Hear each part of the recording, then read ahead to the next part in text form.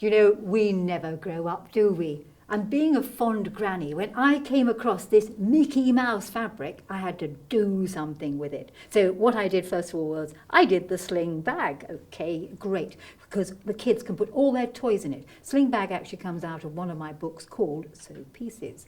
So sling bag, you can sling it over your shoulder. And then we did cushions using the octagon, one cushion here and one cushion there.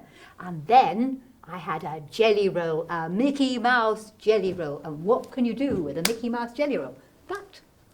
So this was literally the Mickey Mouse jelly roll. You had 20 strips and I used 18 of them. I always feel it looks a bit like a sort of egg cup with this rather nice section in the centre there. And if you use those Mickey Mouse jelly rolls, or any jelly roll you like, there is enough fabric there with the 18 strips to get 9 squares out. 2 strips left over could make a thin binding.